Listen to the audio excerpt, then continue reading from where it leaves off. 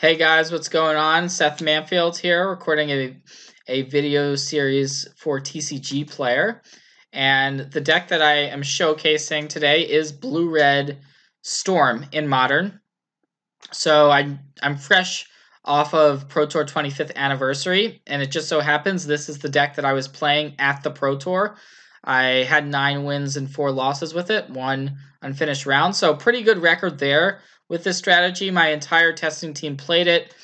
We were pretty happy with it overall, and I think it's in a good spot in the metagame. I didn't realize quite how powerful Storm was and how resilient it is to some of the hate that's out there. Sure, people are going to have their damping spheres, have their graveyard hate, but you can actually get around that type of stuff. Even meddling mages and stuff like that from the humans deck, we have plans for all of that. So the mana base, only 17 lands, which is on the low side, but we have 12 cantrips so that we're going to be able to keep a lot of our one-land hands. And the cantrips kind of help us find what we need, right? Because there's very specific cards that we're often digging towards. So we've got our 6 creatures, the Barals and the Electromancers. These are going to help your spells cost less. Oftentimes the games play out that you play one of these on turn 2, and then if the creature stays in play, it's pretty easy to kill on turn 3 or turn 4. Pyromancer Ascension is kind of unique to this particular list in that it's in the main deck. So we're able to win with a Pyromancer Ascension even if we don't have a creature in play. We can still kind of combo off with Pyromancer Ascension, get some counters on it, start casting spells, and churn through our deck like that. Grapeshot is the way we actually kill our opponent. We've got a bunch of rituals and then Manamorphose to net mana. And then Gifts Ungiven is the card that kind of ties the deck together. A lot of times you're gifting for rituals and Past in Flames so that you can fill up your graveyard, and then you have plenty of spells and action from there to be able to close the game out. So the sideboard is geared towards decks that we were expecting to play at the Pro Tour, like Humans and Tron, some of the more popular modern decks. Blood Moon turns out it's great against Tron. I actually played Tron 4 times at the Pro Tour and beat it every time.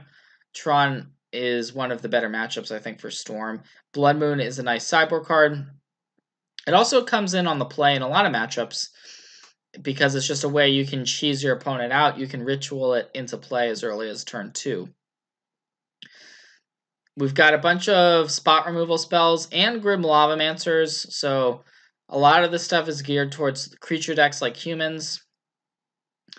We also have a Braid. A Braid is one of the best sideboard cards for this deck because it can kill a creature, but it can also get rid of a Damping Sphere. And a lot of decks are boarding in Damping Spheres without other artifacts that you really want to kill. So a Braid can either is a very versatile card, and that's part of what makes it so good. And then we've also got Empty the Warrens as one of the other really important sideboard cards. Basically, any of the decks that are boarding in a lot of graveyard hate or hate of any kind, really, you want to be going with the Empty the Warrens plan, which creates another avenue that you can win the game. And so this is Blue-Red Storm. It's becoming a lot more popular just right after the Pro Tour. This past week, I've been seeing it pop up a ton online, and this is the version that I like. It's actually not really a dog at all to Humans, which is the reason why this deck kind of died off a little bit originally. And yeah, I've been very happy with the list. So, all right, so we have gotten the opportunity to play first this game. We have a 4-land hand. 4-land hands are not great in general with this deck. It's very, very land heavy. We do have 2 cantrips and a Manamorphose. This one to me is pretty close. I think a lot of people would instantly mulligan this. Well, all right, I'll mulligan. I think we're supposed to mulligan that. But now we have this hand, which is now we wish we had kept our 7.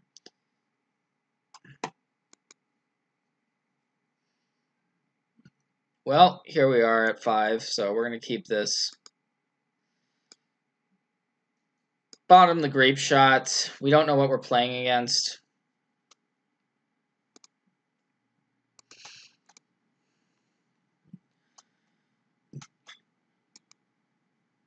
So I like starting with a fetch land, so thins out our deck, and it makes our Serum Vision Scries easier. And we want the Electromancer for sure. We found a Gifts and Given, so we can go Electromancer into Gifts. We actually can potentially, depending on what our opponent does, win on turn 4. Potentially, we can win on turn 4. But we'll see what our opponent's up to. And they are going to spend Search for Tomorrow. So Scapeshift, we can assume that our opponent's on Scapeshift.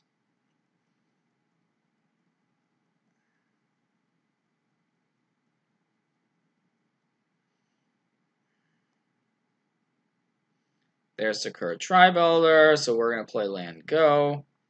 If our opponent doesn't have a Bolt, we could actually take this.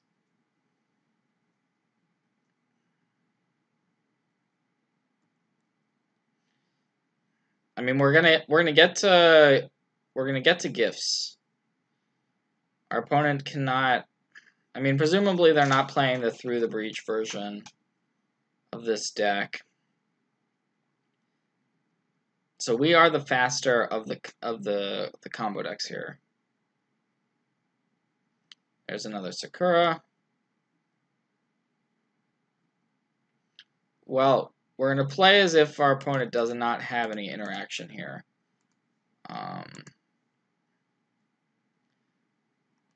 And we will be getting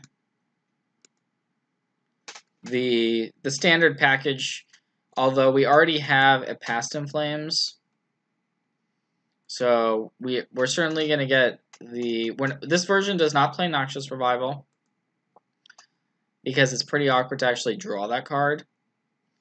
What I am going to do is I'm going to get a Remand. Remand is a form of disruption that our opponent is probably somewhat worried about us having in our hand. So yeah, I like getting it because it counters a card like Primeval Titan or Scapeshift in those worst case scenarios, and that's why our opponent decided that we were not able to have that Remand in our hand.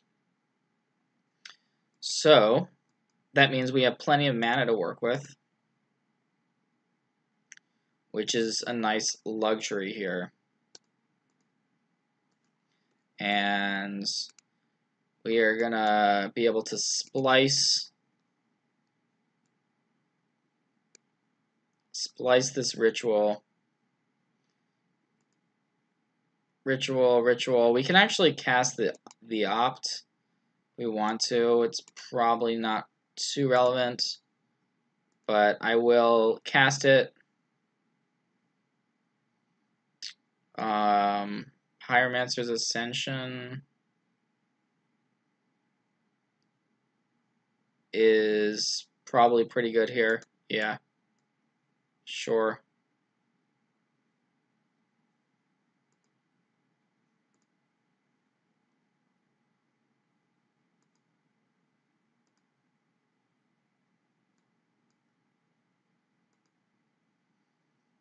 And so now we get to cast our Past in Flames. We can cast a Ritual to put 1 counter on our Ascension, and if we get the second counter on the Ascension, we basically just win. Although I think you pretty much always win from this situation. actually, assuming that our opponent doesn't have interaction, because we can Gifts Ungiven again, which I'm just going to do that right now. And we can go ahead and get some more rituals.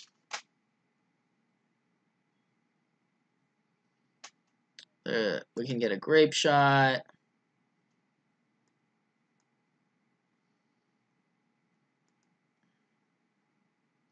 And this is just kind of it's kind of easy mode at this point.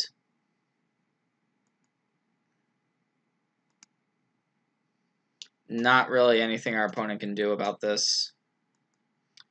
We can now cast a Desperate Ritual. So now the Ascension there's 2 counters on the Pyromancer's Ascension. Cast Pyretic Ritual. And now we just kind of have all of the red mana we could possibly ever want.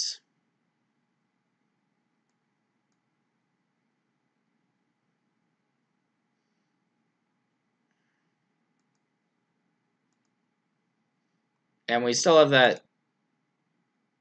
that Grapeshot in the graveyard. We'll go ahead and Serum Visions. Why not?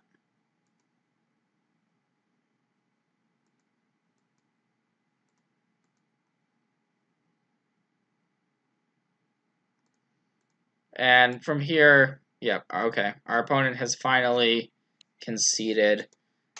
There's really nothing that can be done once it gets to that stage. So that mulligan actually it worked out well. Mulliganing down to 5.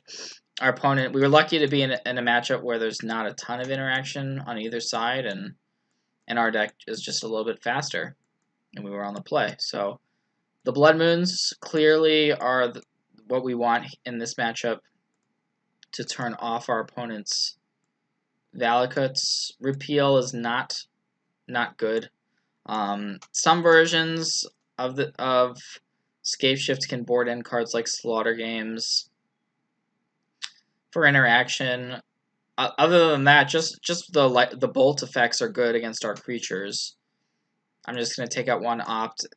Opt is kind of the go-to card to take out. Although, I actually probably could have taken out a Grapeshot instead of the Opt, but we'll just go with this. And of course we drew the Grapeshot. But yeah, 3 lands. Yeah, this is not a great hand. I do think it's borderline, but it's a keep. Remand is good in the matchup because it can potentially just slow the Scapeshift player down a full turn. Baral is also very good with Remand. So it's possible that we want to wait on the Baral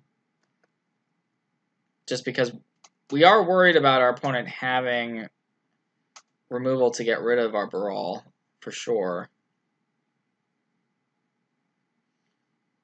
But there's not much we can do if our opponent does have that removal.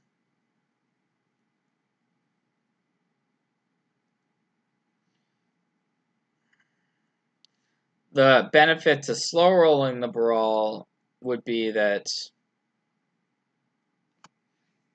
we could have Remand up, so we can get a loot off of our Remand in that situation. On the other hand, if we just jam Baral and our opponent doesn't have the removal, that also works out really well.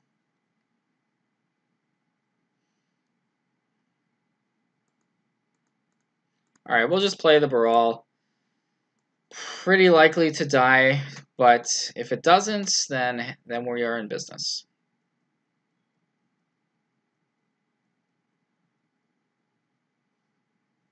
And yep, there it is.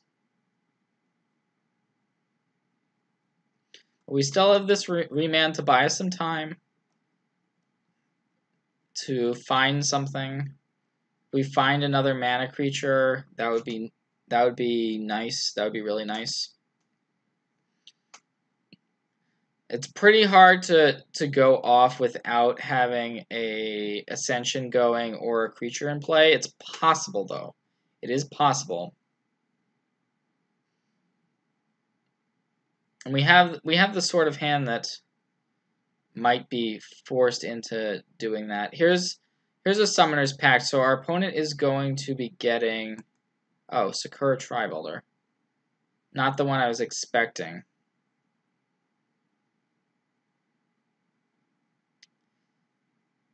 That's an interesting choice.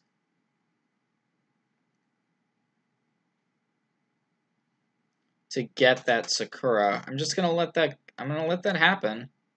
I'll let the Tribe Elder into play. This allows our opponent to have instant speed Valakut interaction. We drew a Gifts Ungiven. Could have actually Manamorphosed end of turn, which would have worked out really well because we would have found the gifts, but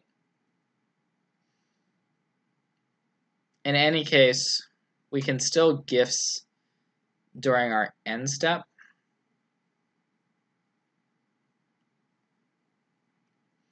Yeah, this is a pretty weird spot.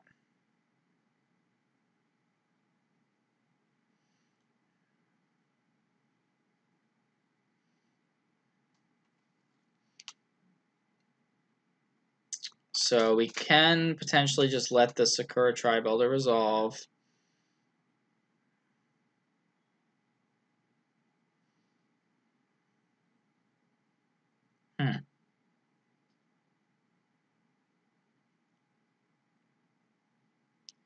So I'm gonna let that resolve. Gonna go for this end step Gifts Ungiven.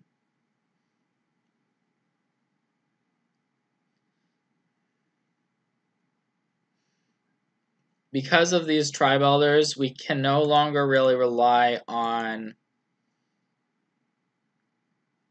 mana creatures to win.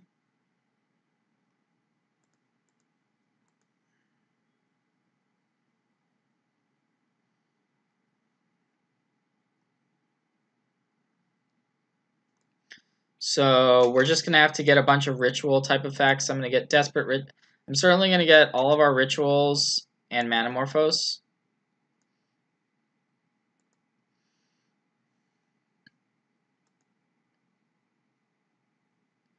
And then I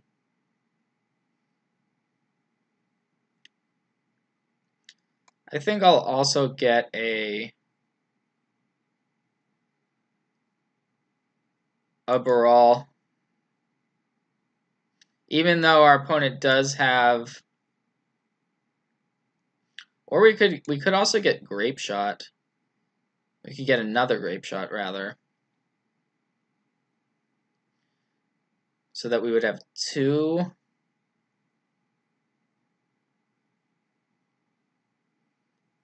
I think we're gonna be fine if we actually just kind of go off. I like getting the Baral here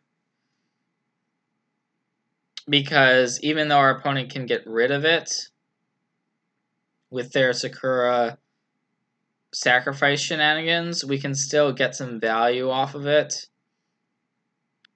by making it still makes our spells cheaper. And our opponent did give us the Baral there.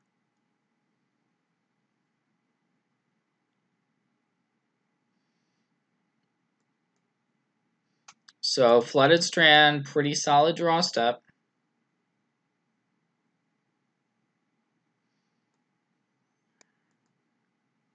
And now we can play the Baral. We know that it's fairly likely to die.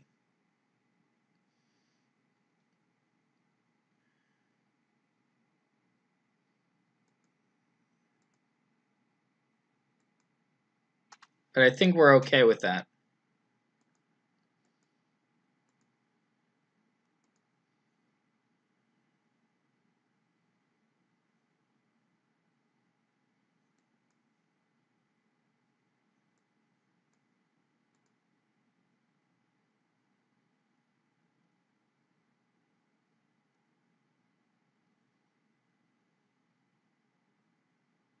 I guess I technically missequenced that.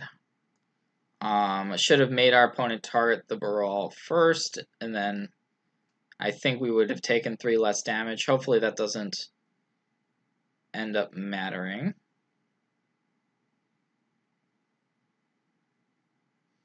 So we're going to get to go up to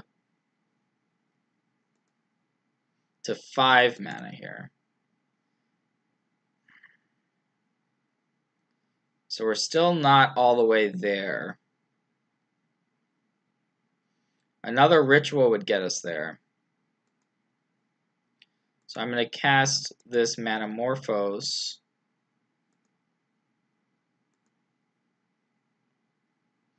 We already played a land for turn, unfortunately.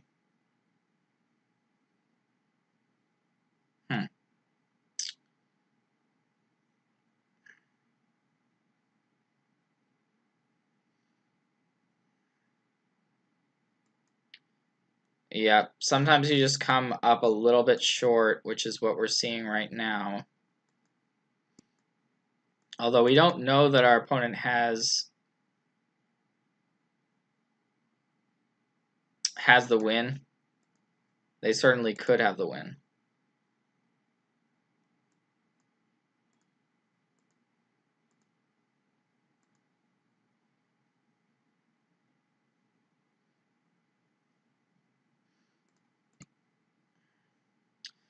So, yep, we were 1 mana short, 1 ritual short there. And now if our opponent untaps and plays Scapeshift, we're just dead.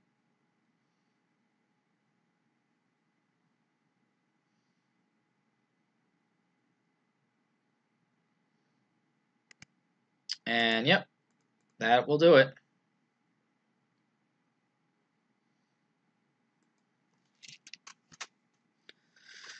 Alright, well, don't feel great about that particular game. We didn't draw a Blood Moon. Blood Moon would have been very good, of course.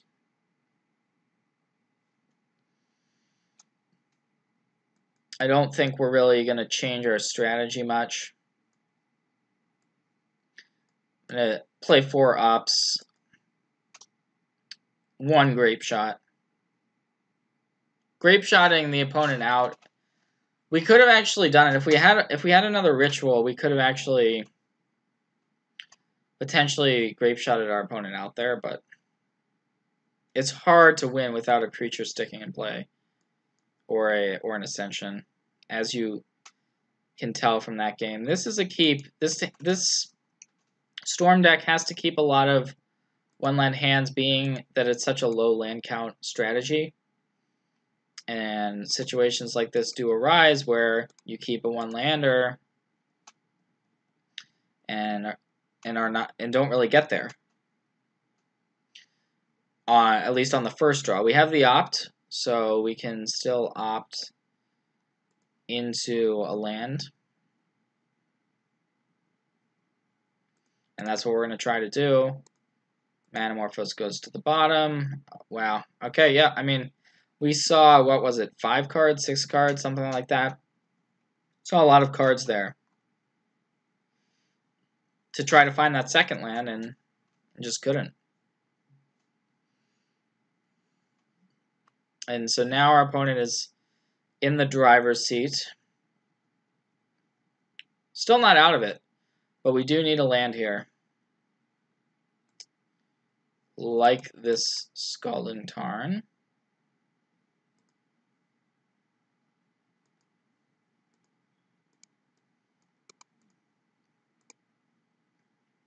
I'm going to play out this Electromancer. Certainly hoping that it does not eat a Lightning Bolt.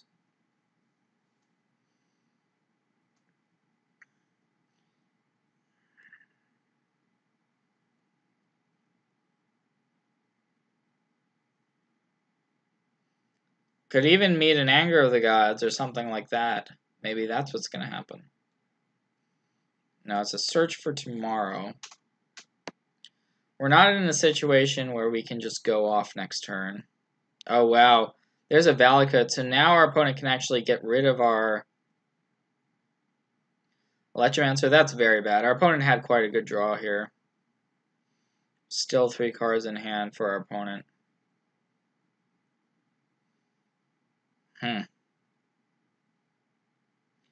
Yeah, this is tough. Tough situation to be in. I think I'm just going to play land go.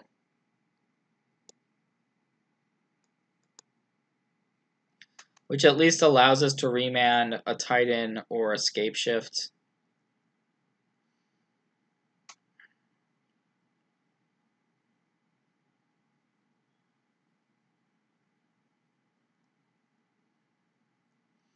Certainly going to let the Search for Tomorrow resolve.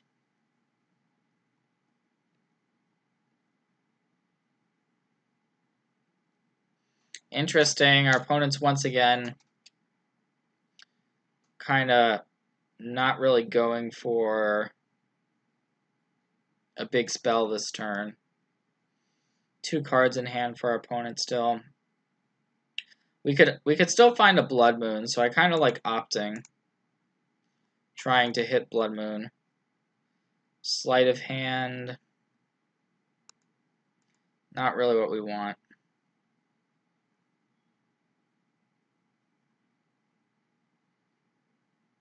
So I think we're just kind of locked into passing the turn. We could Manamorphose main phase, trying to hit a Blood Moon. But I think I just prefer the pass.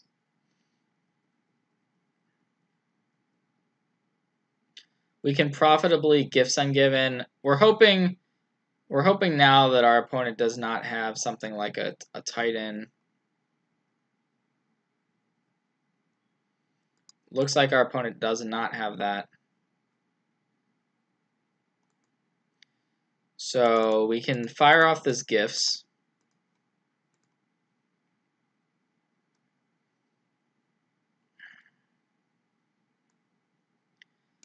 And I think we want to get...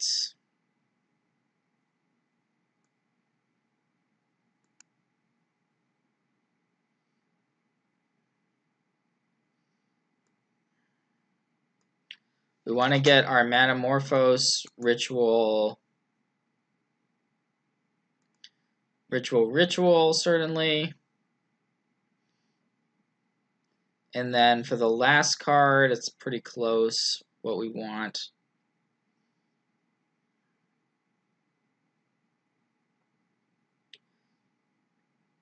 I could see it just being Pyromancer's Ascension as a way to potentially go off. If we get Blood Moon, our opponent just puts it in the graveyard, which maybe makes it worth it.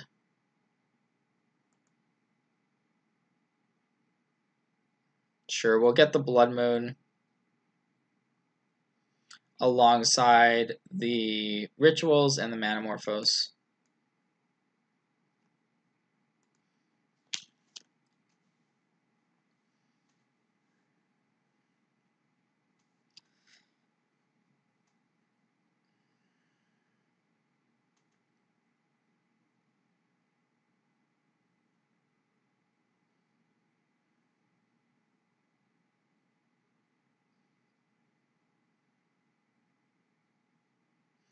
Alright, so our opponent gave us 2 Rituals. And we drew Pyromancer's Ascension. That's actually was one of our best draws there.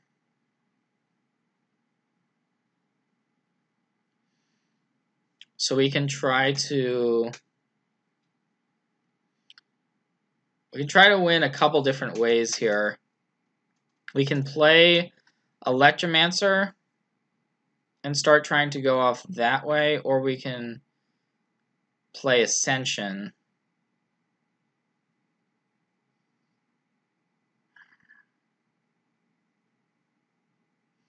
I think I prefer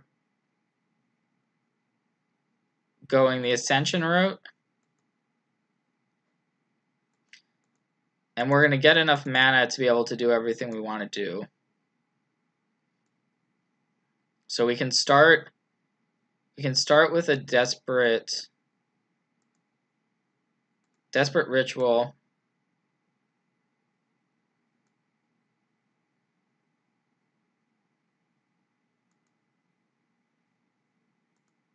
Splicing a desperate ritual. So that is one of our ways to net red mana even without a creature in play.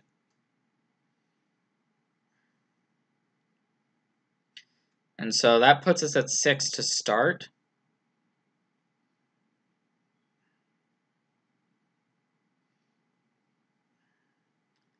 Then we can play our Pyromancer's Ascension.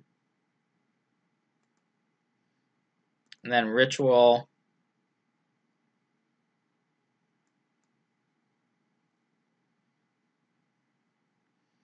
And then Manamorphose.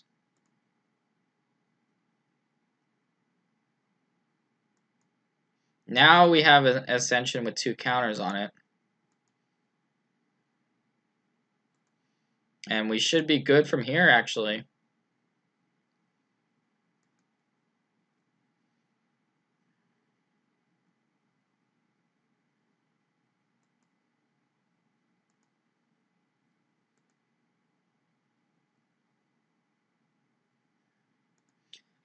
It seems like our opponent just has blanks in hand. Not unclear exactly what they are.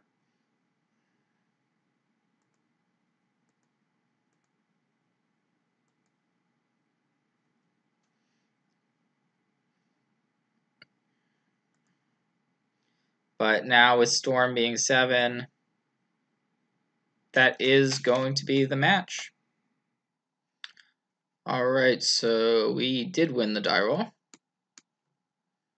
And okay, so triple gifts, not really what we want to see.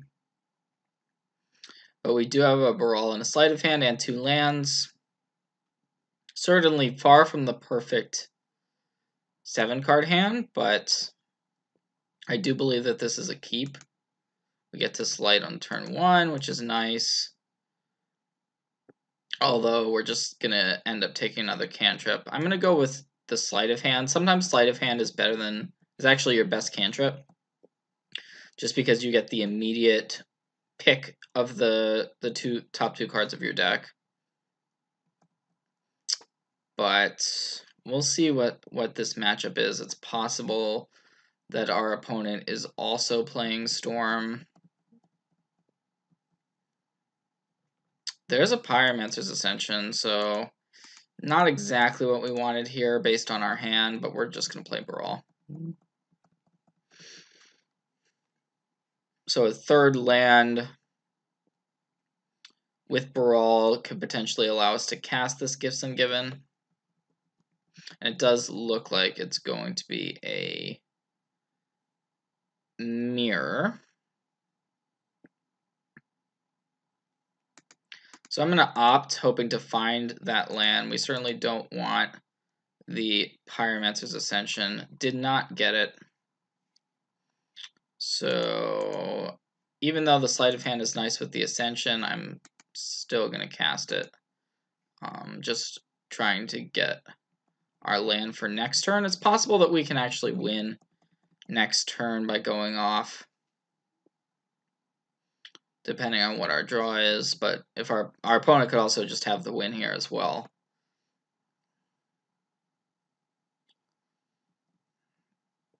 Manamorphose into a Serum Visions means it's less likely that our opponent just is going to kill us because they're using some of their mana on Serum Visions. On the other hand, they could have Grapeshot to deal with the Brawl, but okay, there's a Ritual, so once our opponent fires that Ritual, can be bad news. Could be a Past Inflame. Oh, there it is, the Gifts Ungiven. Okay.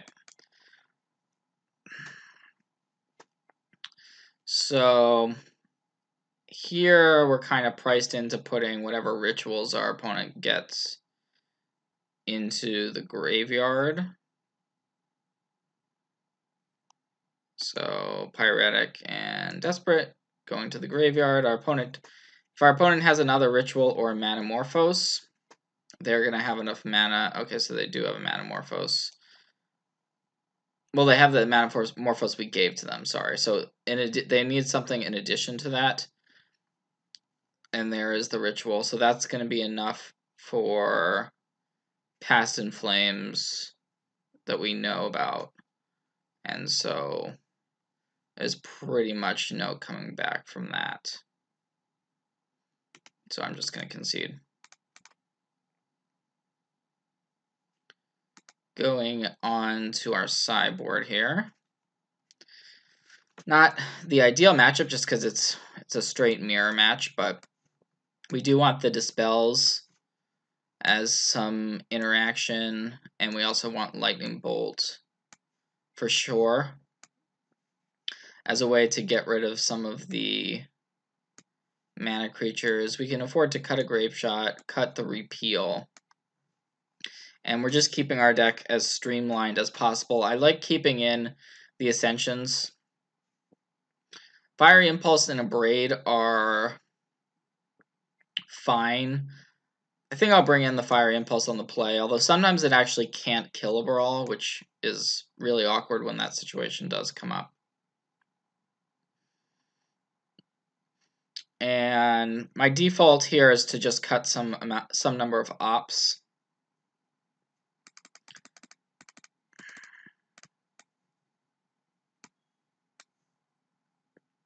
You do really want to kill the creatures, so I'm gonna have four spot removal spells in the deck, just cutting the ops completely.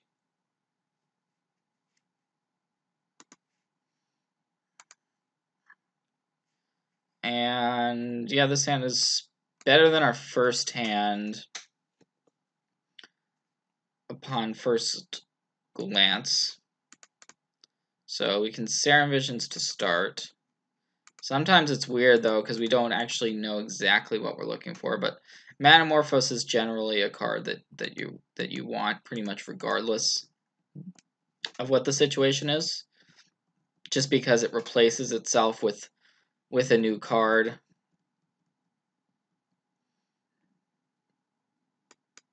And I think the highest upside play is to play this Electromancer out.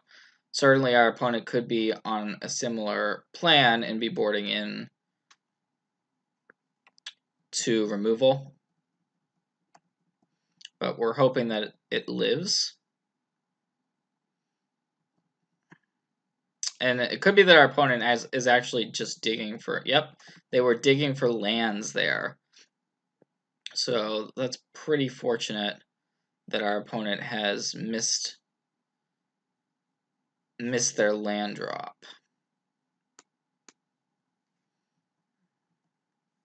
And it may make sense for us to just go ahead and resolve a Gifts right now,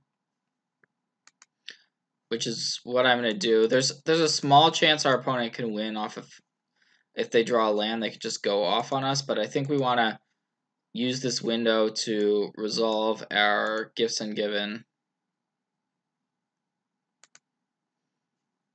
and just kind of get the standard package of the rituals plus Manamorphose and Past in Flame.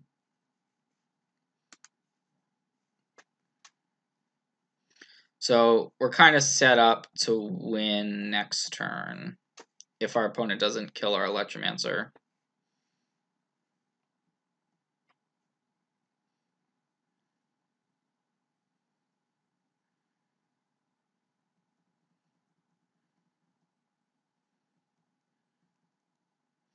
And it looks like they did not kill the Electromancer, so we should be free to go off here, especially with the remand in hand.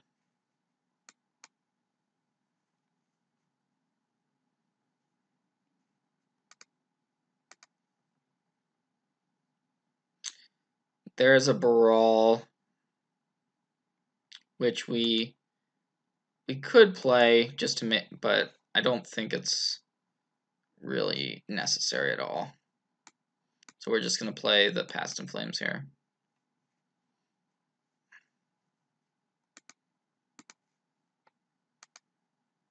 And I like to make the red mana first before starting to Manamorphose. Now we can Manamorphose.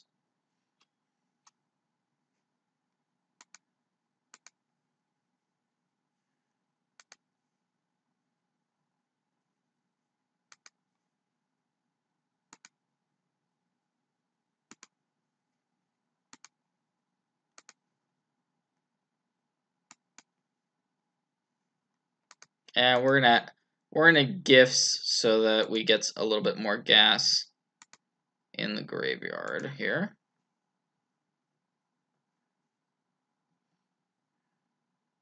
And our opponents may try to dispel here, but we have the remand.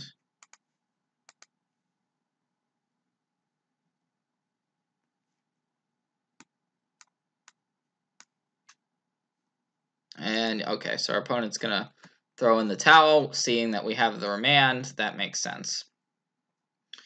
And pretty straightforward game there. Don't think I'm gonna change anything. So we're gonna resubmit. Leaving in 2 Passive Flames basically just makes it 100% certain that once you get to that point, you're gonna win the game. Although you don't, this is the awkward thing. Sometimes you do want to board one out because you get these sorts of hands. Yeah, this hand is sketchy. Not really what we're looking for. I'm gonna ship it back. And this hand is also pretty marginal, but we're already on 6. Obviously, having 2 Ascensions, we're only playing 2. You never want to draw 2 unless your opponent is gonna be essentially removing the first one from play, which seems fairly unlikely. So we were kind of mulliganing to a mana creature. The mana creatures are the best ways to put a quick kill together. Did not find one, of course. And it looks like our opponent... Okay, our opponent's going to play an Ascension well. Their Ascension rates to be better than ours, unfortunately.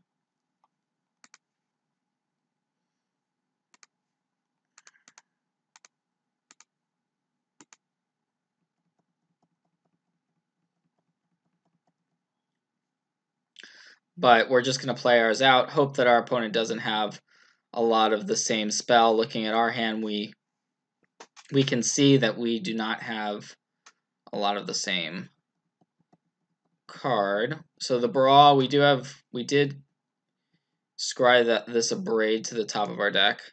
I think I want to Manamorphose here just immediately, get it into the graveyard. We're almost certainly going to Abrade here, but it does allow us to have that land drop.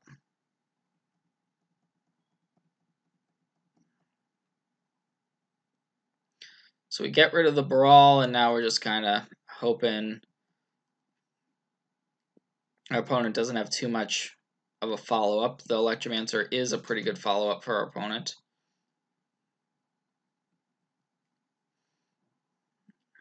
There's a Desperate Ritual and a Manamorphose. So if our opponent also has a Gifts here, that would be very bad news. And they do.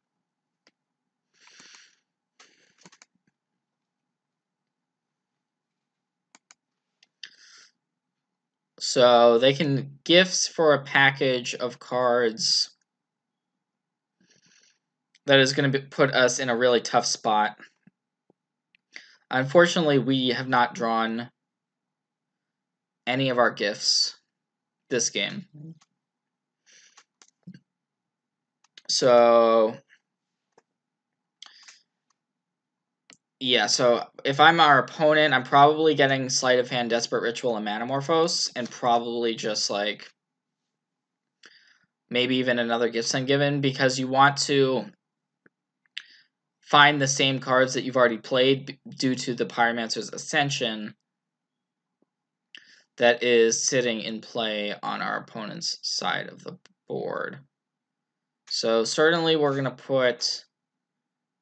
Well, this is pretty easy. We just put the sleight of hand and the Manamorphose into the graveyard, and that leaves our opponent with the 2 rituals.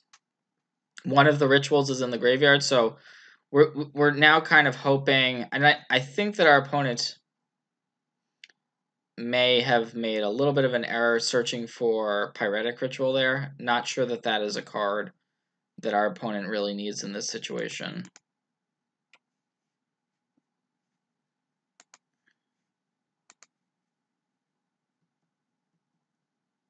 Oh, okay. So we do have a Gifts now, which is good. The question is, how do we want to go about using it? We can end of turn it, which is probably our best. Yeah. I mean, we run the risk of our opponent drawing a counterspell for turn, but we know the 2 cards in our opponent's hand going into this turn. So Serum Visions is pretty good, but it looks like our opponent found a land. Okay. So that was step 1.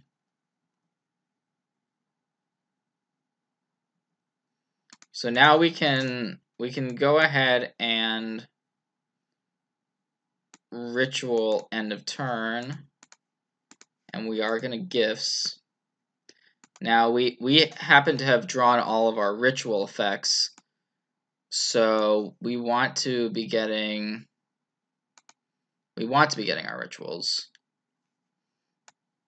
And so we're going to get a Desperate Ritual, Manamorphose, Pyretic Ritual, and then I believe just a Past in Flames is the best. We could also get another Gifts.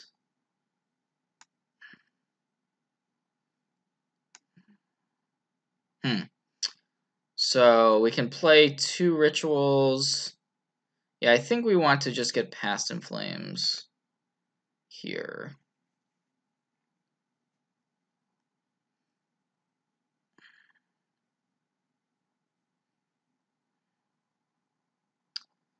So, our opponent could certainly give us.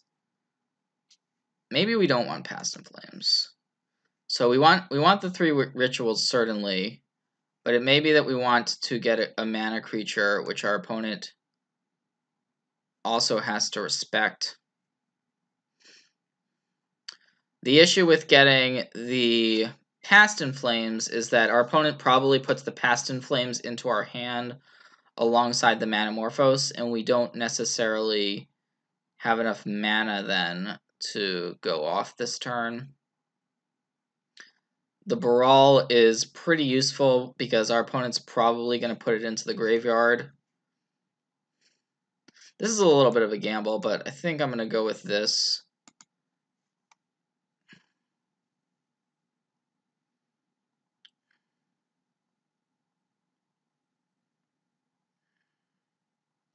So Baral probably goes to the graveyard.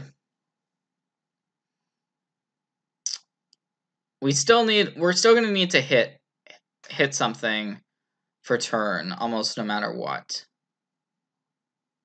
But we have this Remand to potentially protect ourselves. So say we replace the Past in Flames with a Baral, we're still not guaranteed to go off. So they're going to give us Pyretic and Desperate, and I think that's going to play out in our favor. We drew an Electromancer for turn, which is really nice. So we can lead on that, still knowing exactly which 2 cards our opponent has. And then we can get our counters onto the Pyromancer's Ascension with the rituals. And now we get to Manamorphose 2 times, which is pretty sweet.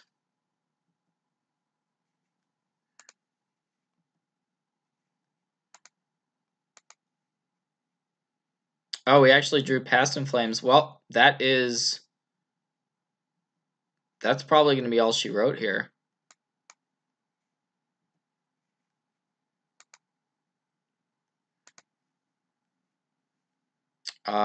We can...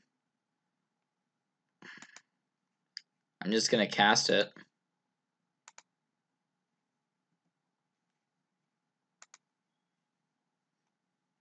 And that is going to be the match. Pretty fortunate sequence there.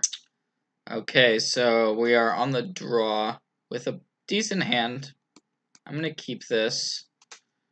We have turn 1 Slight, turn 2 Ascension. So we can go off potentially with Pyromancer's Ascension. Swamp here to lead things off. Interesting. Don't normally see that to start off a game. I'm gonna start. So, a lot of times you do want to fetch to start, but I'm gonna play the Spire Bluff Canal. We already have 1 Gifts in our hand. The Grapeshot could be useful. We don't know what we're playing against. I'm gonna take the Grapeshot. We could regret it if our opponent plays a discard spell and takes away this Gifts. But normally you don't really need 2 copies of Gifts Ungiven. Okay, here's an oh wow, okay. So I officially don't know what our opponent is playing. Could be some sort of ally deck, some sort of combo deck.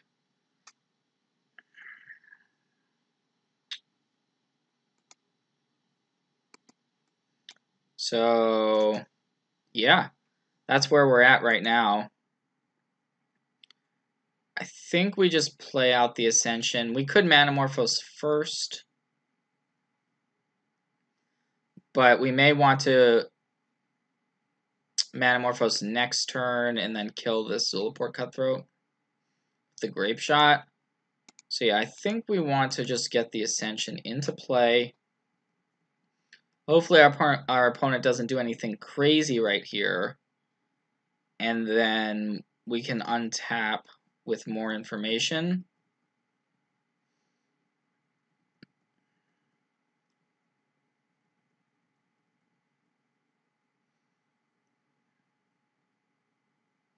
Okay, it's a Militia Bugler, so let's see what our opponent bugles up.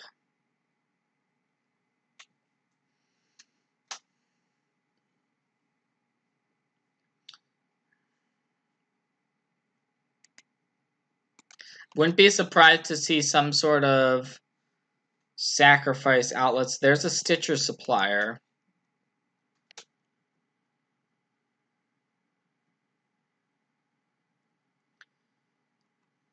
Okay. Well, we don't have a clear direction in terms of how to go about things. We could go for an end step, Gifts Ungiven. Just play land pass, end step, ritual, gifts, and then probably have everything we need for next turn, most likely. We're not getting the Cutthroat off the board that way. But I think I'm gonna go with that line. We have the Remand, you know, in case anything crazy happens.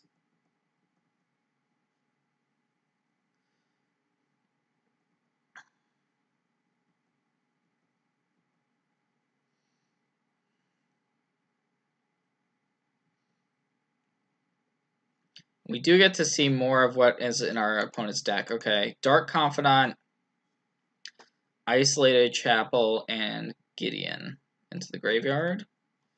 And then two Tide Hollows colors. So, and a Blood Artist. Okay. Makes sense.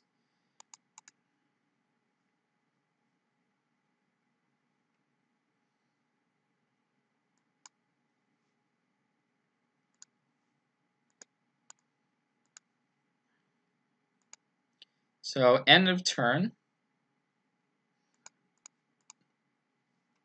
we get to do our gifts and given shenanigans. And we certainly want another Manamorphose. Want another Manamorphose, a Desperate Ritual,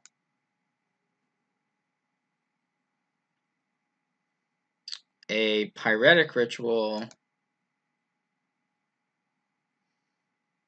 and then probably it's just Past in Flames at that point.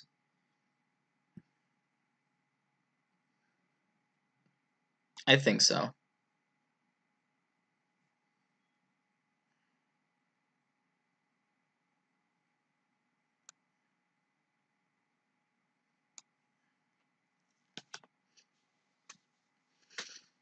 So if our opponent gives us...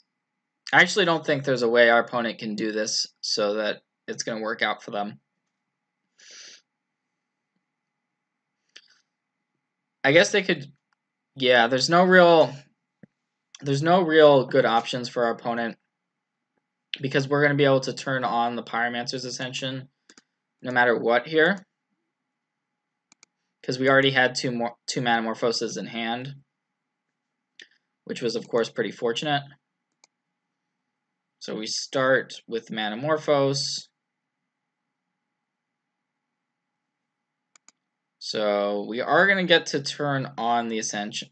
The question is going to be what we want to do after that. It might just be Grapeshot. We'll see what we draw into. If we draw into another Ritual, it's certainly just game over.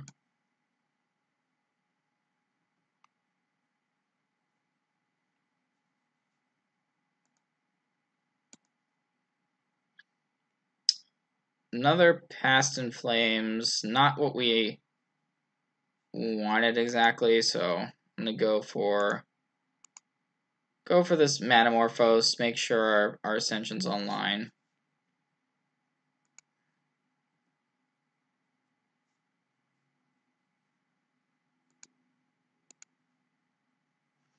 Alright, well, we can't win this turn, unfortunately.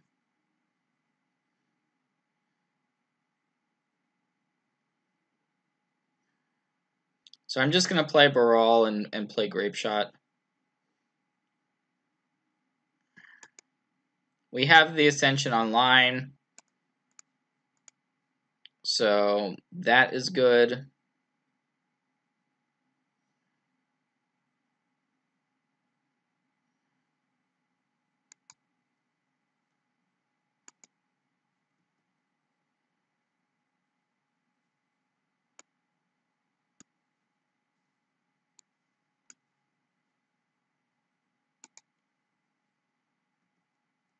So we're going to go ahead and start by getting rid of the Blood Artist.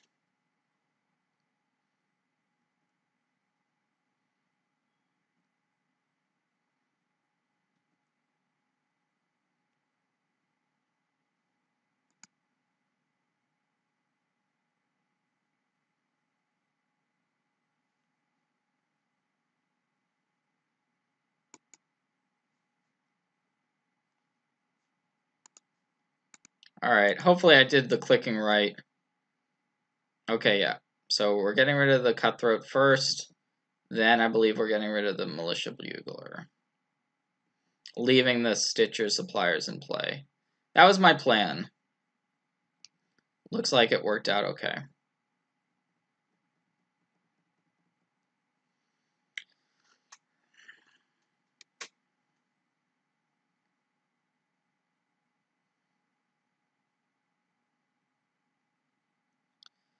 So, yeah, Gut says we don't really want to actually be killing these Stitcher Suppliers in case our opponent is going to be able to bring all of these creatures back from the graveyard, which is the worst case scenario. So I'm just going to take this hit.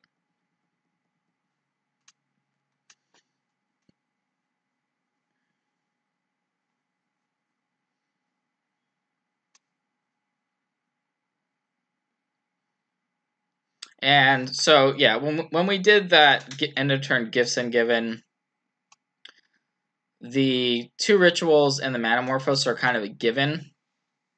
Basically, our opponent was forced to dump the 2 rituals. We could have got something else instead of the Past in Flames. We ended up drawing a second copy, which was a little bit unfortunate. But the upside of having the Past in Flames is also really high. And there's another Grapeshot. Well, I'm going to start with Serum Visions to hope to find... We're going to get to Serum Visions twice, and we really are just looking for a ritual effect.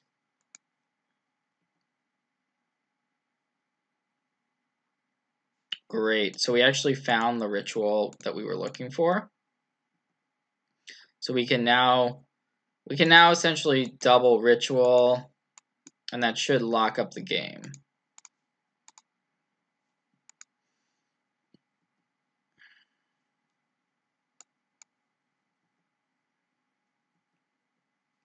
We'll see if our opponent actually makes us go through all of this, which certainly wouldn't necessarily blame our opponent for doing it, but just going to go ahead and cast the Past in Flames.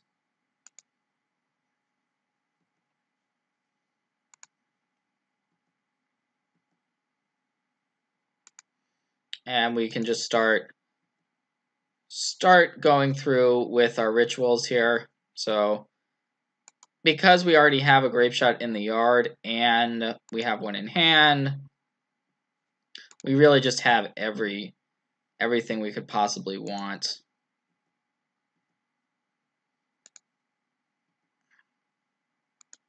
So it's just a matter of getting up to a safe amount of storm. And clearly, when you look at our mana, with Past in Flames going, your mana becomes trivial. The Manamorphoses allow us to produce the blue mana, so that if we wanted to cast something else, we could. We can also Grapeshot plus Remand. We pretty much have it all here. It doesn't really matter what we do, more or less.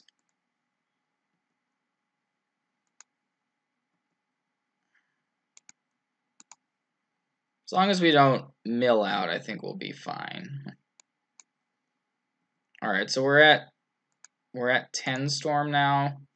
So I'm just gonna go ahead and try to kill our opponent.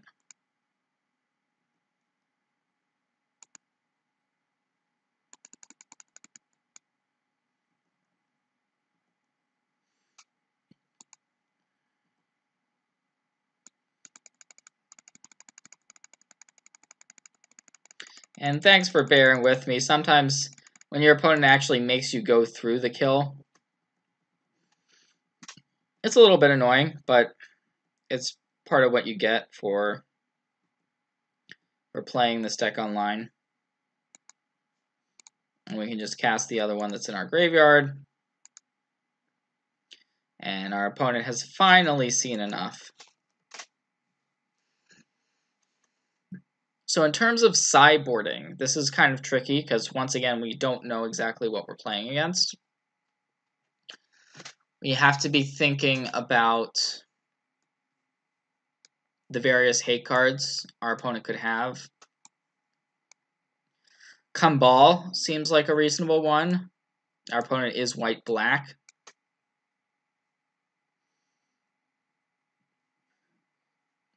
Repeal is kind of a good catch-all.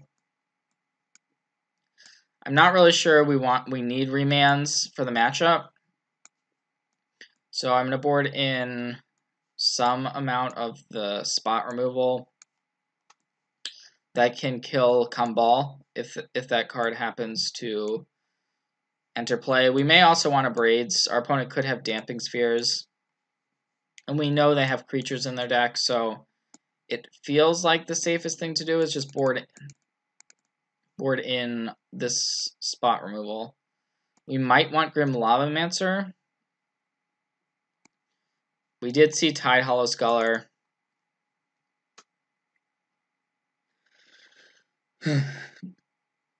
Yeah, I'm going to bring in this removal package.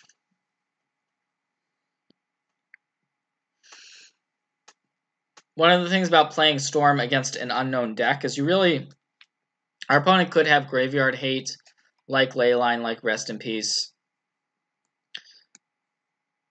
We're boarding in such a way that we're very vulnerable if our opponent does have that type of stuff. But yeah, we don't really know. It's very unlikely, I should say, that our opponent has Rest in Peace because they appear to be a graveyard-based deck themselves. But Leyline is fair game. Kambal seems like the card that I would expect to see the most. Clear mulligan here. Think we have to keep the 6. Obviously, it's not what we're looking for. Snow-covered island. We certainly don't want more lands with this hand, or rituals for that matter. We're really looking for like a Gifts Ungiven to be able to generate some momentum. Stitcher Supplier, sure.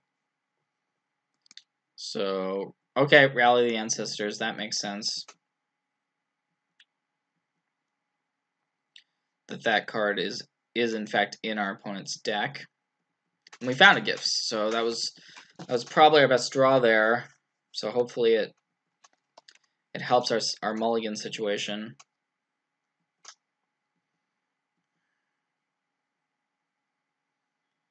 Doom Traveler. Okay, so these are a bunch of creatures that we are not looking to. We don't want to kill. We actively don't want to kill, and our opponent is stuck on lands. So, well, our removal is not looking that great at the moment. Our situation in the game still seems fine.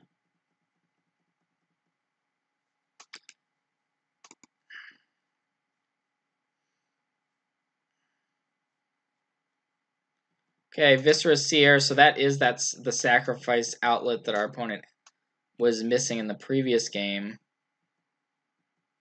But we also didn't have a mana creature in the previous game, and now we do have a mana creature and a Gifts, so the plan is going to be to end of turn Gifts Ungiven.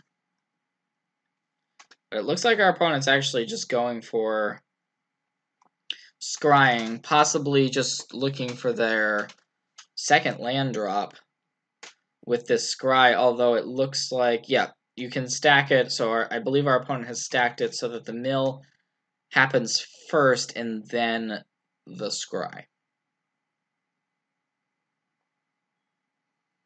And our opponent did put that card on top, so it's very likely to be a land, and it is a land. And now it's a Tide Hollow Scholar. So certainly we're going to respond to this Tide Hollow Scholar with this Gifts Ungiven. We have the Fiery Impulse to deal with that Tide Hollow Scholar. So we're looking for the most typical package that you can get, which is Past in Flames, Manamorphose, and 2 Rituals. And that is what we're going to go for here.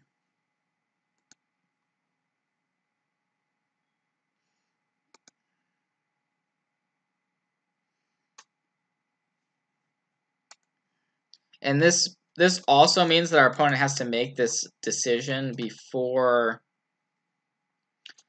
seeing our hand with the Tide Hollow Scholar.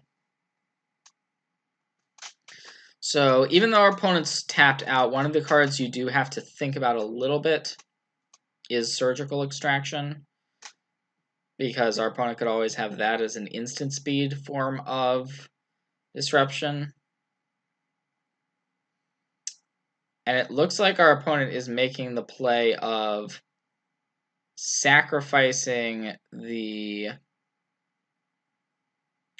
Scholar, which I actually forgot that was a a valid play. So I guess what that does is that means our opponent can permanently exile our Past in Flames, which they are going to do. That is pretty bad for us. I probably should have been more up to speed on that interaction and thinking about that interaction at the time, which would have certainly affected that decision. But at this point, it's water under the bridge. So we have this Fiery Impulse we can use on the Viscera Seer. We do want a Sleight of Hand. We have... Okay, so we can get Manamorphose. I'm going to use it right here.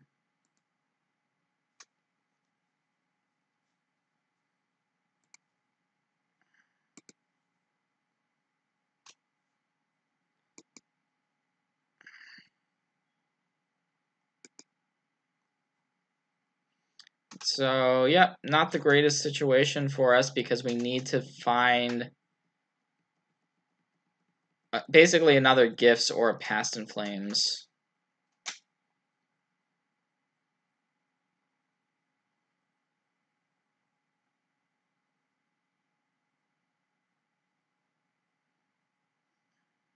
So I can respond to this with Fiery Impulsing away the Viscera Seer, which would mean the Sculler is definitely going to remain on the battlefield. Yeah, let's get the Viscera Seer out of here.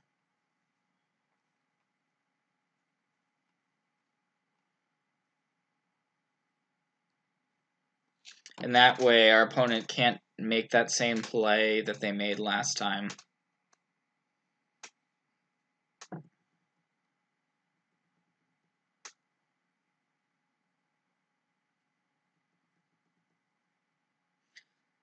And they probably should have sacrificed the Viscera Seer to itself to draw a card. I'm expecting the Grapeshot. Yep, Grapeshot gone. So we've got a lot of good live draws here. That's where we're at.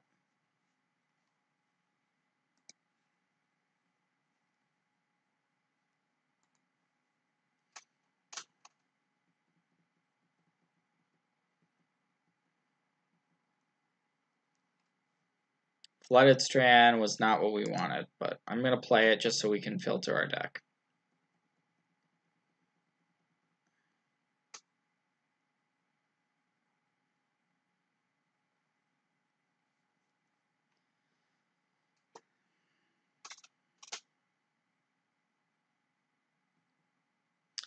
Cartel Aristocrat. Okay, that's another sacrifice outlet. Our opponent is probably looking for land for potentially a Rally the Ancestors.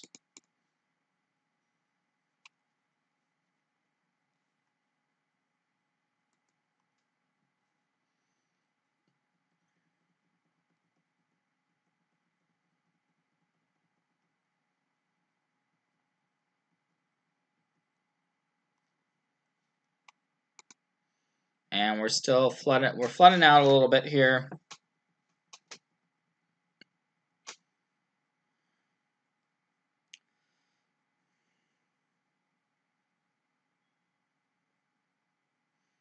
Our opponent did find the land, so they could potentially rally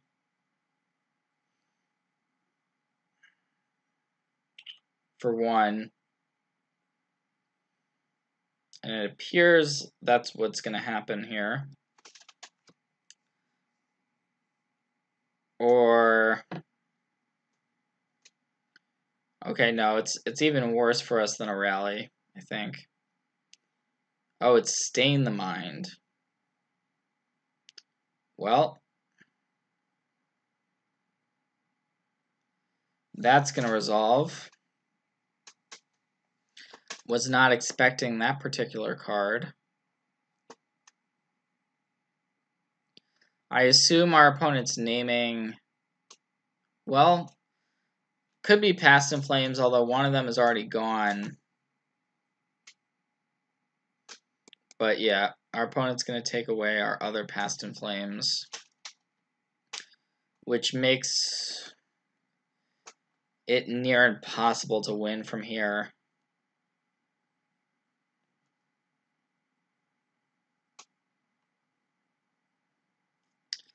Yeah, this has been a real back and forth game, but right now we are not on the side where we want to be. There's a Grapeshot, which could actually be pretty good. I'm going to hold it. I'm going to hold it to hope to draw more spells so that we can, like if we draw gifts, for instance, we could potentially chain enough spells together, although there's Thalia, which kind of, and a Cutthroat, so, ugh, that's rough.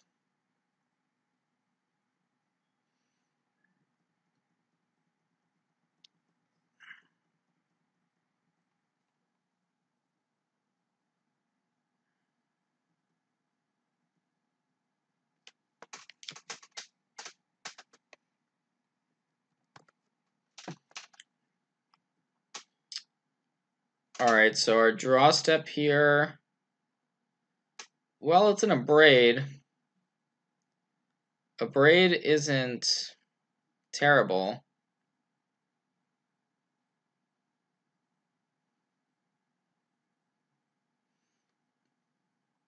We can Abrade away the Cutthroat.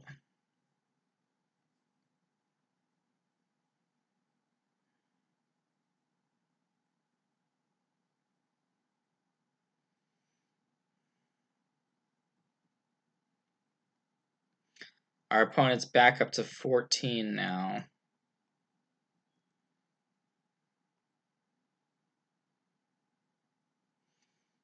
Well,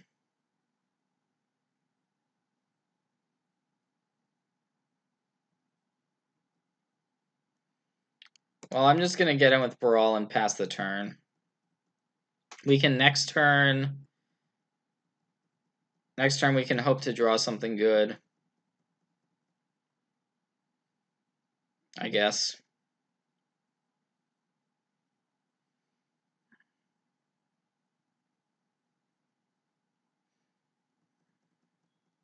Notably, the Thalia isn't actually that bad for us because we have Baral in play. And Electromancer, so the Thalia does pretty much nothing.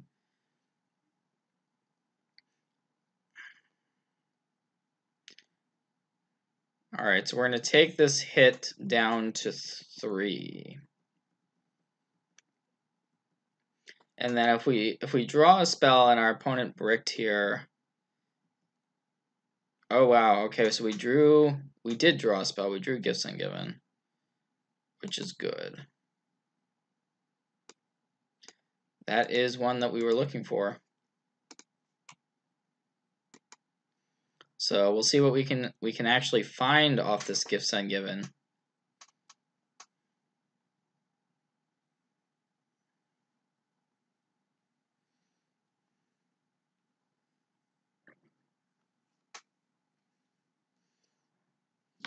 So we already have Grapeshot in hand. We have a Grapeshot sitting under our opponent's Tide Hollow Sculler. But it looks like our opponent actually has a response to this, which is probably really bad news, whatever it is.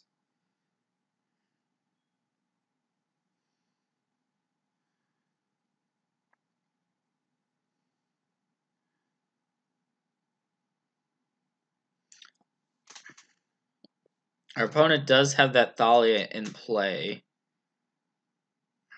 But the fact that our opponent drew like, I guess a rally would be really bad news. Our opponent could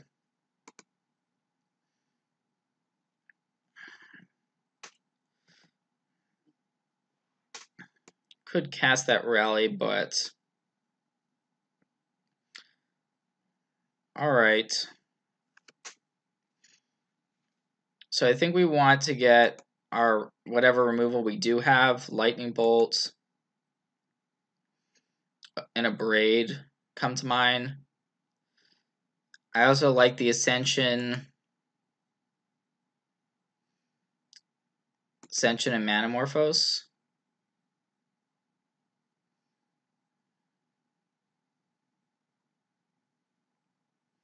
Ascension isn't great here, but sure, we'll get this package. Sometimes your opponent will just give you the Pyromancer's Ascension because they get worried about it.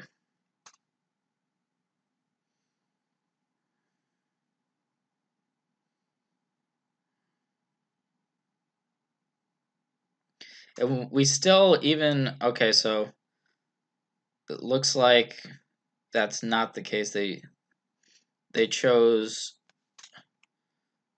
to give us the Ascension. So we can start with a Pyretic Ritual here. We can actually potentially get 2 counters onto our Pyromancer's Ascension.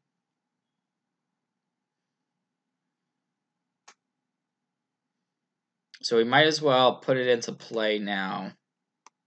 Storm is at 3. And then play our second Ritual from hand. That's going to put a counter onto our Ascension. Oh, okay. So our opponent's sacrificing the Thalia to the Cartel Aristocrat. And now maybe has that rally that we were kind of suspecting. And if our opponent does have rally, I think we're just dead. Yeah. Yep, okay, we're dead. We actually were gonna probably pull that out if our opponent hadn't top decked that rally there. Weird game for sure. So we have a better idea what's going on with our opponent's deck. I'm not sure Grim Lavamancer is what we want. Also, don't think we want repeal. The remands seem nice as a way to prolong a rally type effect. I don't think we need to deviate too much from our game plan. Certainly that Stain the Mind really hurt. We have both of our lightning bolts in this hand, but no second land. I think this is a mulligan. This one, yeah, we're going to keep looking for some action.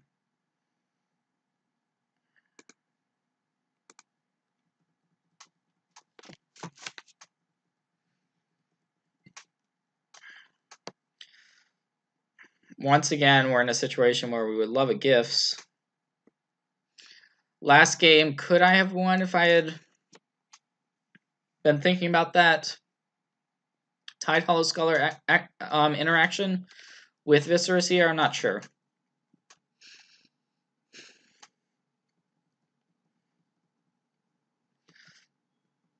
Certainly the way I played it was not optimal. I will readily admit that.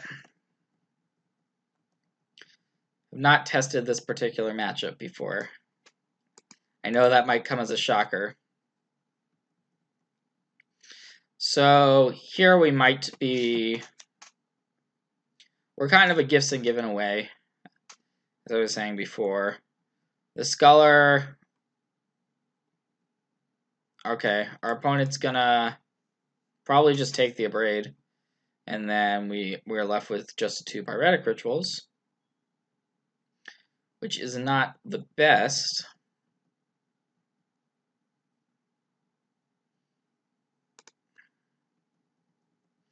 Yeah, this is not the best.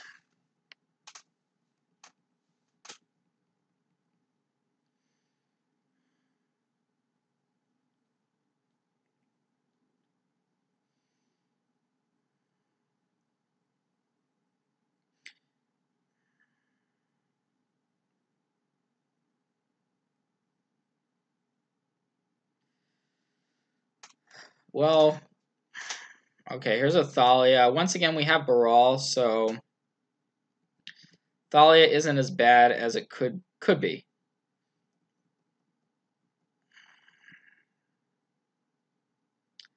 And there's a Bolt. So we can make a play like Bolt the Sculler and kill Thalia, which seems pretty good, but I'm just going to pass for now. Make our opponent make the first move. Although we can respond to this Blood Artist.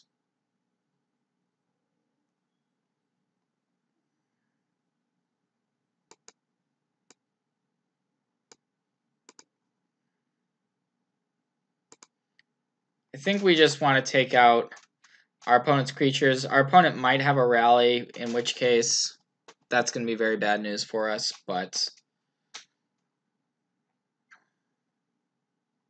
because we could be playing into our opponent's hands by putting these creatures into the graveyard if our opponent doesn't have a sacrifice outlet. But I think this play is still correct, or else I wouldn't be making it, obviously. But there's definitely some danger to it. And one thing to always be aware of, with Thalia in play and a Baral in play, your spells essentially just cast the same amount. Alright, so our opponent is down to 2 cards, for whatever that's worth. And we are looking for some card draw. We don't want more rituals or lands. That's the last thing we want. We also didn't really want Electromancer, but we'll just cast it.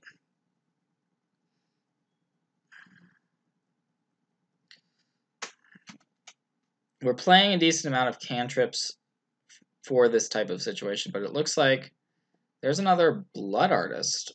Interesting. And a Cartel Aristocrat. So that means our opponent can throw a bunch of these creatures at us. Well, we're just gonna block. I mean, our opponent can sacrifice the Stitcher's Supplier whenever they want to, so we're just gonna block it, and then our opponent gets the life swing. But we're far from out of this game. We're just one or two good draw steps away from actually winning.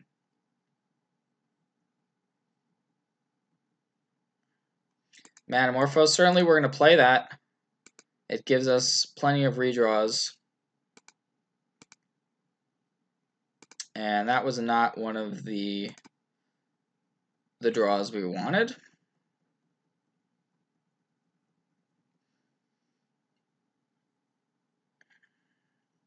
Doom Traveler, wow, that was actually a really good draw for our opponent. Our opponent might actually have lethal here with just sacrificing creatures to this Cartel Aristocrat, because the Doomed Traveler is essentially 2 creatures in this situation. And yep, didn't draw gifts this game.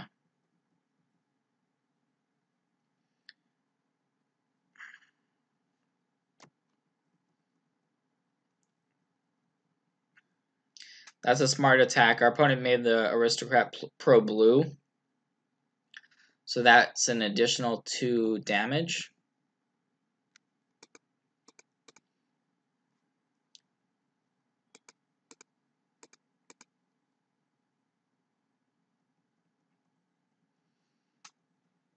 We found an Abrade, but that's not really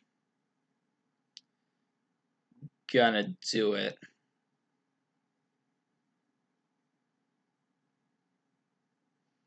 Remorseful Cleric. Yep, I'm gonna concede this game. Our opponents essentially just got it locked up on board.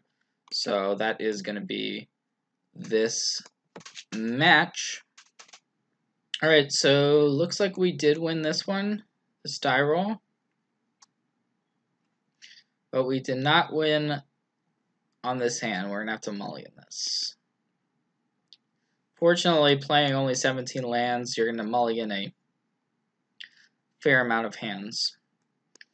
This hand is significantly better. I think we want the Serum Visions on top of our library. We may just shuffle it away, though. I think I'm going to wait on the sleight of hand and just play Polluted Delta and say go.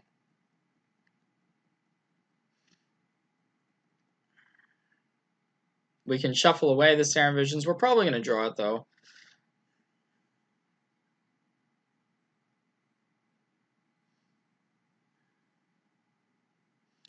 Although, okay, so here's an experiment one, which means that our opponent's on an aggro deck most likely, which means we don't really want to be taking damage from a Steam Vents. So I like now getting the Steam Vents tapped. We lose our Serum Visions that was on top of our library, but we play a Pyromancer's Ascension here. And we picked up a Desperate Ritual. We already have one, so now we're looking for ways to make this Ascension active.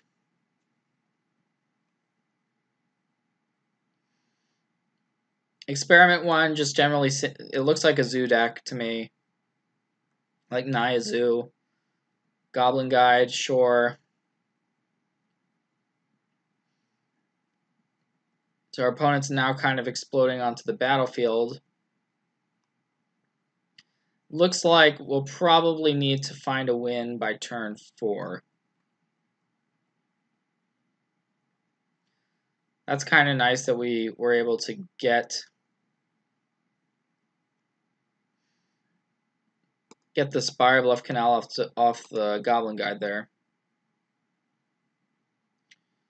Not really what we wanted, but we're gonna take the Grapeshot.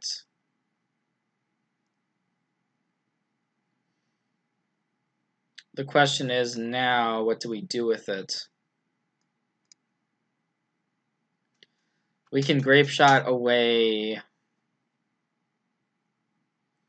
the Goblin Guide. That does not feel very good. We could also use up some of our rituals. So Storm is at 1.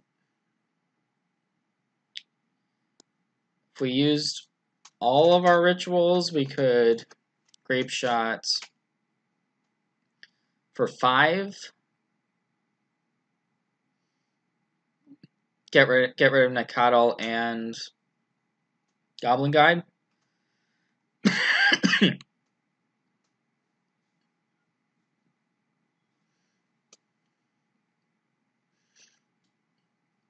Not in love with either option, honestly. I mean, if we get rid of these 2 creatures, we're buying ourselves a little bit of time, which is nice. But we're also using we're using all of our resources by doing that. And we're only putting 1 counter on the Pyromancer's Ascension.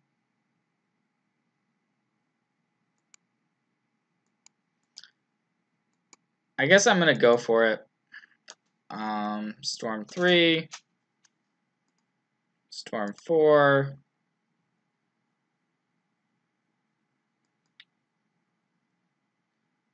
Sorry, yeah, we have to play this for Storm. It's B4, and then we get to Grapeshot away some of our opponent's board.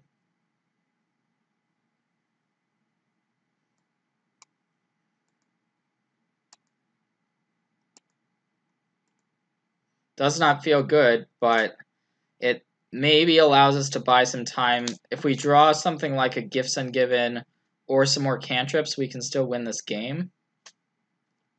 It just really sucks that we essentially had 3 excess red mana we couldn't even use there.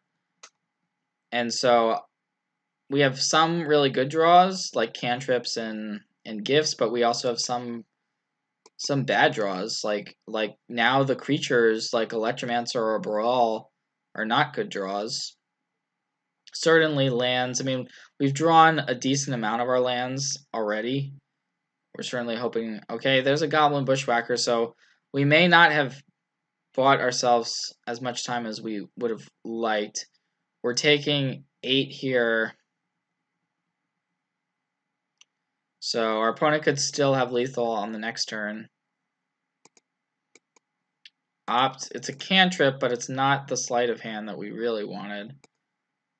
I think we just have to top this Serum Visions. We're hoping just not to die next turn. Our opponent has 5 damage right there. So I guess any burn spell would be lethal.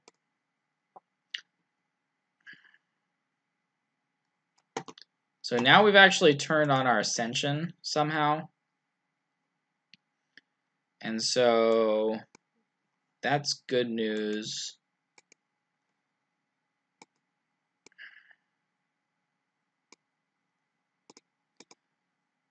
I'm going to put the Manamorphose on top. Play the Scalding Tarn. Pass. Hope not to die. If we don't die, we can actually kind of go off next turn. But okay, Nakadal. If it's another Bushwhacker, yeah, okay. That was rough. Was hoping that play bought us time of the Grapeshot play, but it ended up not really working out. So for this matchup, this is a tricky matchup. We want our Fiery Impulses, our Lightning Bolts for sure. I think we want to be going on an Empty the Warrens plan.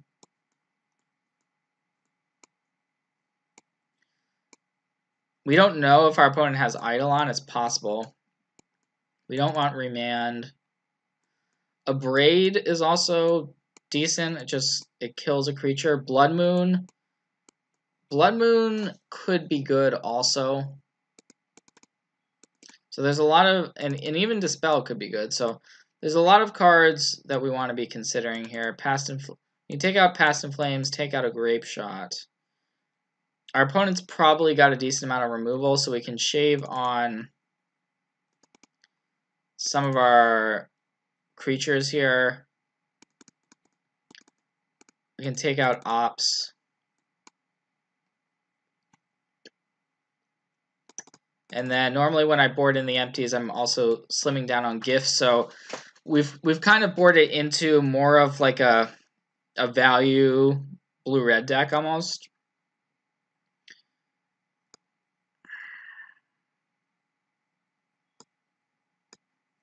I think I like this though. All right, we'll try this. There's not too much zoo nowadays. More so burn.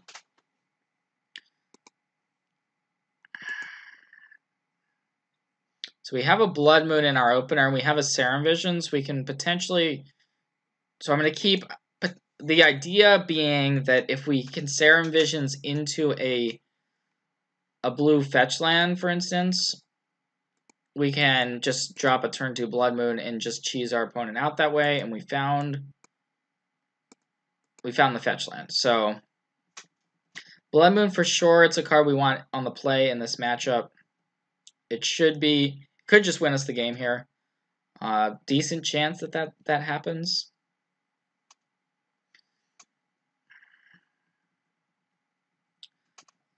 Well, the Goblin Guide is also nice for us. We get that Scalding Tarn into our hand. And now we just drop the Blood Moon into play. I mean, our opponent can still do some stuff. Maybe we don't want to spell in this matchup. I guess we don't know how much burn / removal our opponent has. In any case, this is a good situation for us. Our opponent still is going to have bushwhackers and things, and possibly like lightning bolts and stuff like that.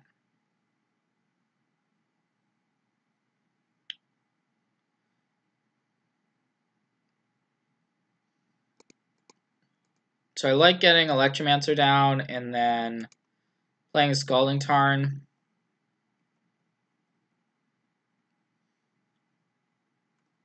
So what we can do in response to this is we can Manamorphose for blue mana and then use the blue to dispel away the bolt.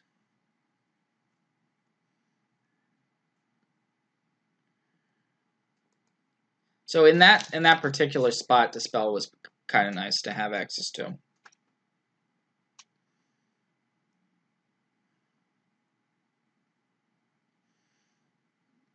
And now all of these lands are not looking particularly impressive. Our opponent does have another bolt. And a bushwhacker. That's not bad. I mean, that's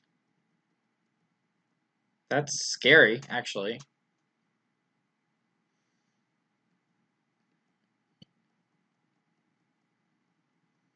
It was a pretty good sequence.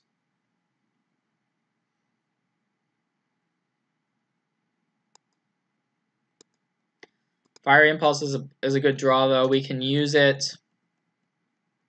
to take out one of these creatures.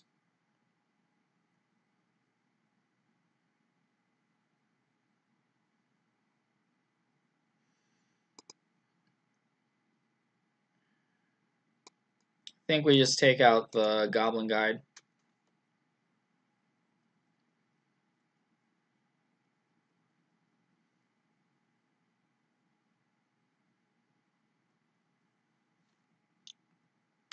Yep, that's a way to produce green mana. And it looks like our plan has not worked out as well as we would have liked.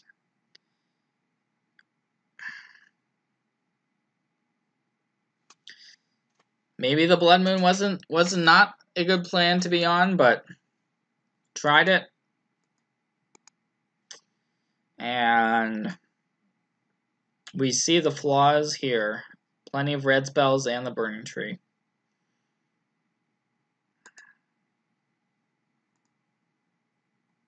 I'm going to Serum Visions, get a counter, and just kind of hope to hit a removal spell.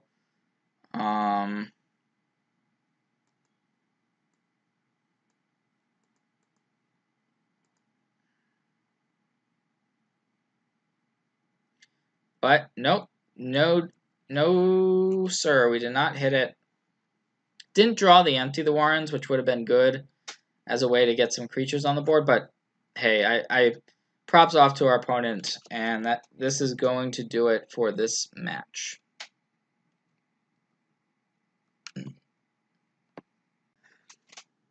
All right, so looks like we did win this one, this die roll. But we did not win on this hand. We're going to have to mulligan this. Fortunately, playing only 17 lands, you're going to mulligan a fair amount of hands. This hand is significantly better. I think we want the Serum Visions on top of our library. We may just shuffle it away, though.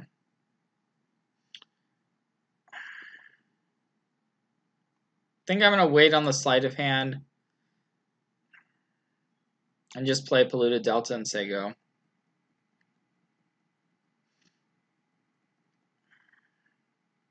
We can shuffle away the Serum Visions. We're probably going to draw it, though.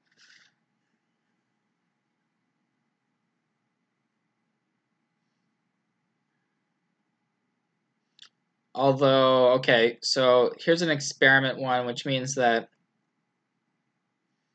our opponent's on an aggro deck, most likely, which means we don't really want to be taking damage from a Steam Vents. So I like now getting the Steam Vents tapped. We lose our Serum Visions that was on top of our library, but we play a Pyromancer's Ascension here. And we picked up a Desperate Ritual. We already have one, so now we're looking for ways to make this Ascension active.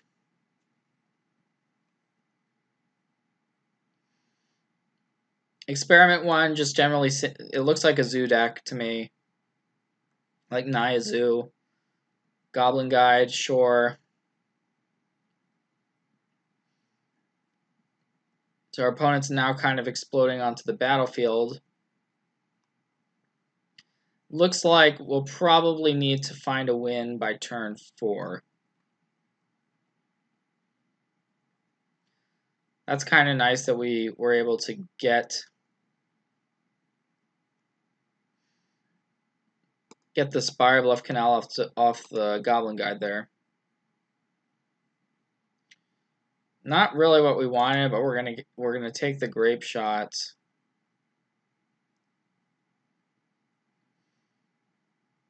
The question is now, what do we do with it? We can Grapeshot away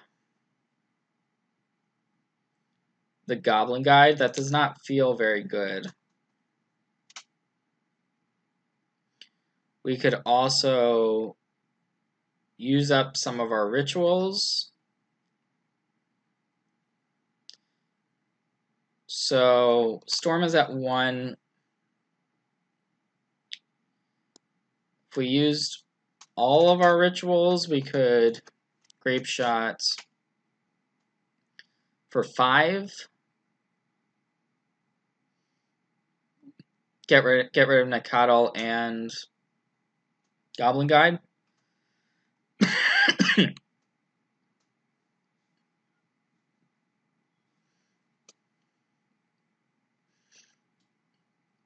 Not in love with either option, honestly. I mean, if we get rid of these 2 creatures, we're buying ourselves a little bit of time, which is nice. But we're also using we're using all of our resources by doing that. And we're only putting 1 counter on the Pyromancer's Ascension.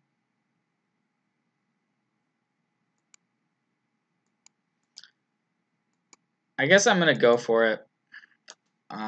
Storm 3. Storm 4.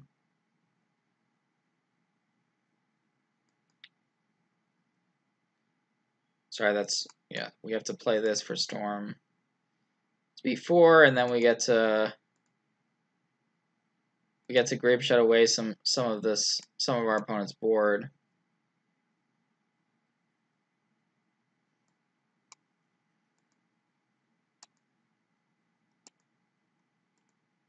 Does not feel good, but it maybe allows us to buy some time. If we draw something like a Gifts Ungiven or some more cantrips, we can still win this game.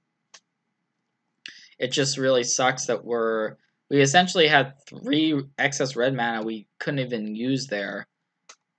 And so we have some really good draws, like cantrips and gifts, but we also have some bad draws, like now the creatures like Electromancer or Baral are not good draws.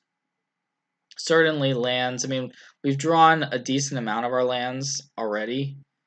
We're certainly hoping, okay, there's a Goblin Bushwhacker, so we may not have bought ourselves as much time as we would have liked. We're taking 8 here. So our opponent could still have lethal on the next turn. It's a cantrip, but it's not the sleight of hand that we really wanted. I think we just have to top this Serum Visions. We're hoping just not to die next turn. Our opponent has 5 damage right there. So I guess any burn spell would be lethal.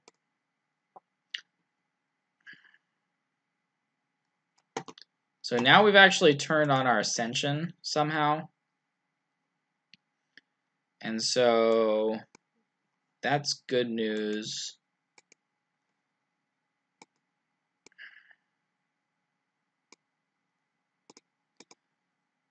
I'm going to put the Manamorphose on top. Play the Scalding Tarn. Pass. Hope not to die. If we don't die, we can actually kind of go off next turn.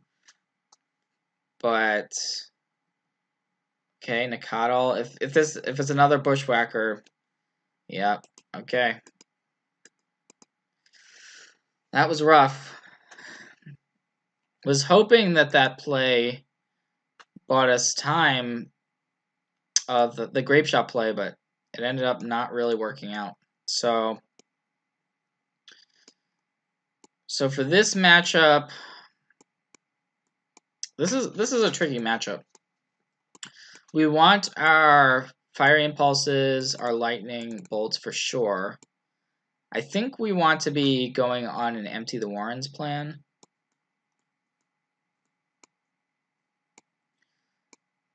We don't know if our opponent has Eidolon. It's possible. We don't want Remand. Abrade is also decent. It kills a creature. Blood Moon. Blood Moon could be good also. So there's a lot of, and even Dispel could be good. So there's a lot of cards that we want to be considering here. You take out Past in Flames, take out a Grapeshot. Our opponent's probably got a decent amount of removal, so we can shave on some of our creatures here. We can take out Ops. And then normally when I board in the empties, I'm also slimming down on gifts. So we've kind of boarded into more of like a value blue-red deck almost.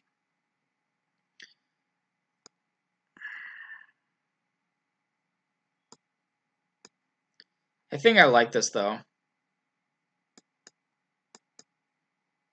All right, we'll try this. There's not too much zoo nowadays. More so burn.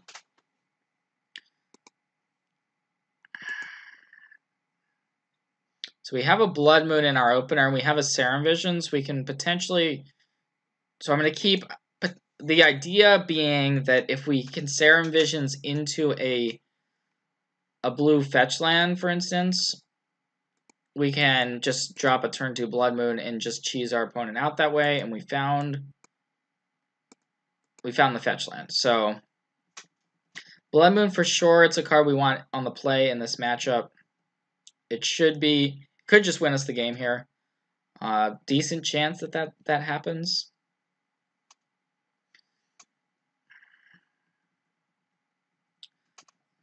Well, the Goblin Guide is also nice for us.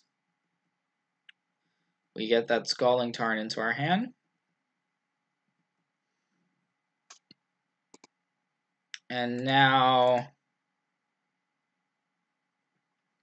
we just drop the Blood Moon into play. I mean, our opponent can still do some stuff.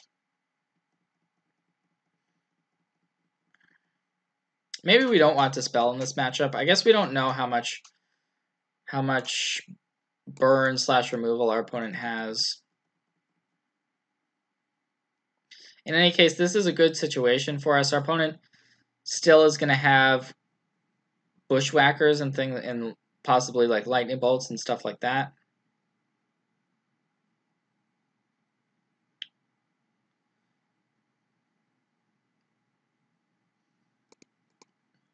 So I like getting Electromancer down and then playing Scalding Tarn.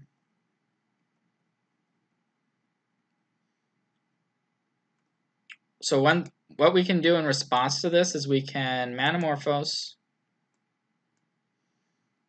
for blue mana, and then use the blue to dispel away the bolt.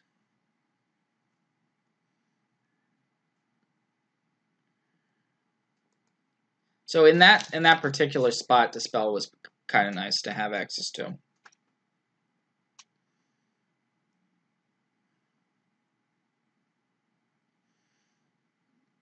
And now all of these lands are not looking particularly impressive.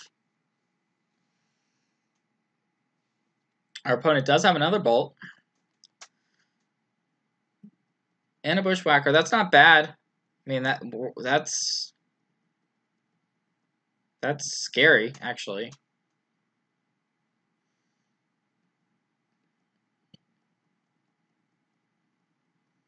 That was a pretty good sequence.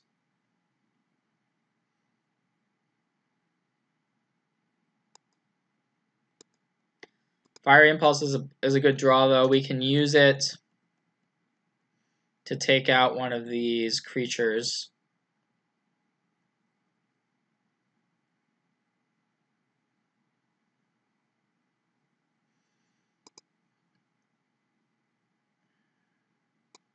I think we just take out the Goblin Guide.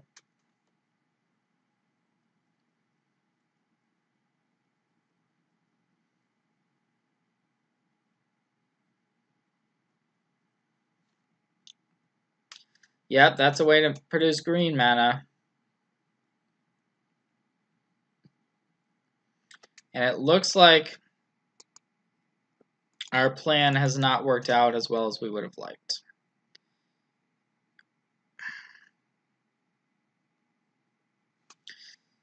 Maybe the Blood Moon was not a good plan to be on, but tried it. And we see the flaws here. Plenty of red spells and the Burning Tree.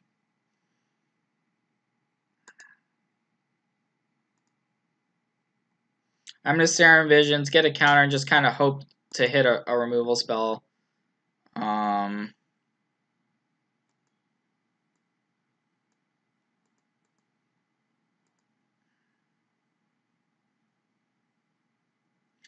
But nope, no, sir, we did not hit it.